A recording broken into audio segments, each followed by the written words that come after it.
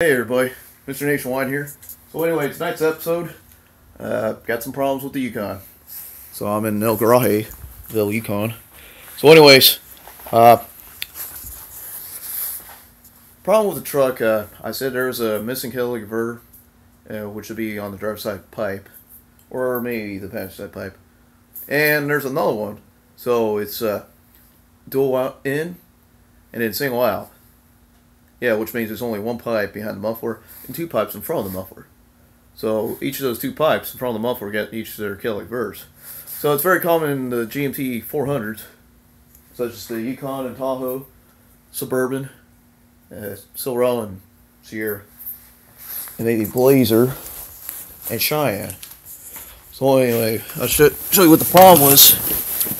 Now, the dude I bought from, he was an electrician. He didn't have time to fix it or whatever because, you know, it needed brakes, but he was working at least maybe probably 10 or 12 hours a day, so he didn't have time to even fix the truck or anything.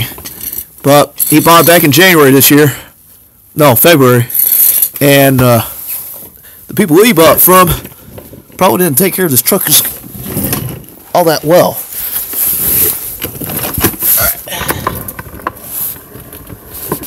Okay, we're right underneath the truck. See that? That's where the catalytic converter is supposed to be.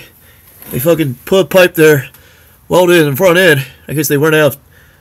I don't know, trying to either TIG weld. I'm not really an expert in welding out. I mean, I never did welding before, but I guess they ran out of more of that joint stuff, whatever you call it, on the back, and that's why there's the exhaust clamp with some type of tape, and there's a leak. I'll show you what it sounds like, too. It sounds like shitty. It's fucking island. I mean, it's fucking dangerous. That's why it's burning a little bit of gas than it's supposed to. And there was a lot of exhaust leak, of course. That's why it sounds louder, but yesterday it's gotten a lot worse.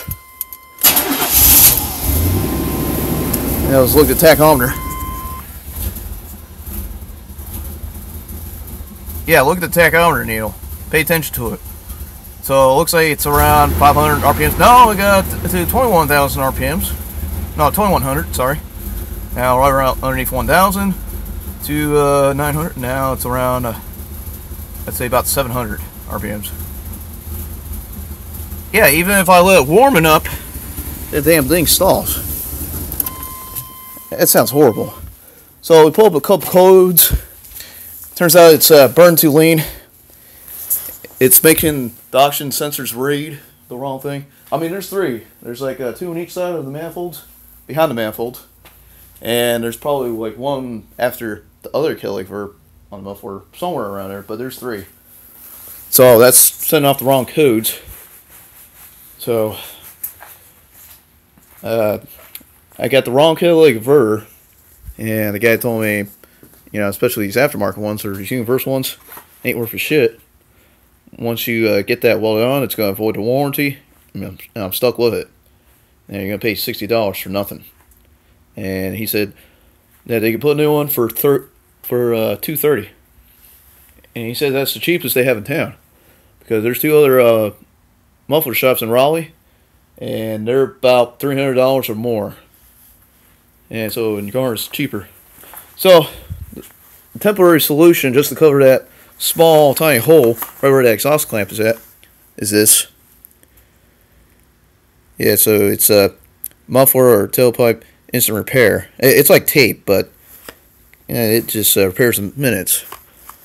So in accordance with keeping it sealed, that way there's no leaks whatsoever. So I just had to preheat that a little bit, which I already did. And it's below 70 degrees Fahrenheit. So I'm just going to take it out of the box. You know, put that around and stuff. And I'll probably shoot another video what the result can be. So that way, you know, when I'm sitting at a red light or a stop sign, you know, the damn truck isn't revving on its own without my foot on the gas. Now, when I'm driving and cruising down, like on the road at the regular speed limit, you know, it's normal. I mean, it has acceleration. And I don't think it's misfiring. A couple people said it was misfiring, but it wouldn't misfire when you're driving it. Yeah, so the spark plugs and wires should be in good shape, but I probably won't change that until maybe a couple months. Yeah, if this isn't working, I probably have to drive the other truck, which is the Dodge outside, and have to deal with a catalytic converter, spark plugs and wires, anything like that. It's diesel, but as for this, this has to be taken care of quick. But here's what's delaying me. Uh, every time I fill a full tank of gas, the gas is leaking a little bit from the top. And I'm thinking, is there a hole in the fuel tank or something? The gasoline leaves a residue on the fuel tank itself, some spots. It even smells like gas. So the guy at the muffler shop said he couldn't even work on the truck, load anything, because the sparks, from the welder is going to go in the gas tank with the gasoline residue on there, and might ignite and possibly blow up the truck. And we don't want that to happen. So what I'm going to do, he said take the fuel tank out, make sure it's almost empty, check the fuel pump, about the gasket with the fuel sending unit, replace the gasket and the locking ring, and put a tank of gas and see if it leaks. And if it doesn't leak, then it was that. And then clean out the fuel tank with brakes cleaner. It had to be non-flammable, and it should work like a degreaser substance. Get a brush, maybe hose off real good. And I got another guy at my job. He's wanting to help me out with that. Yeah, probably while I'm off, we'll do that. And hopefully things with Yukon will work out like it should. Because I was going to buy that shift encoder at the next week, but that's probably going to have to wait until sometime around Thanksgiving. Hopefully the week before, because they say it's going to be snowing next month.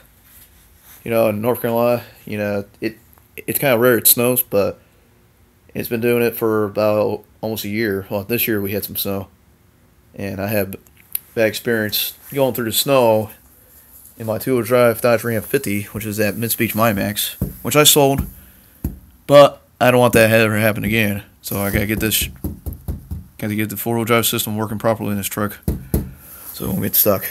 So anyway, just you'll be expecting the next video of what the truck will be like after I fix the leak and everything, and it should be good. Later.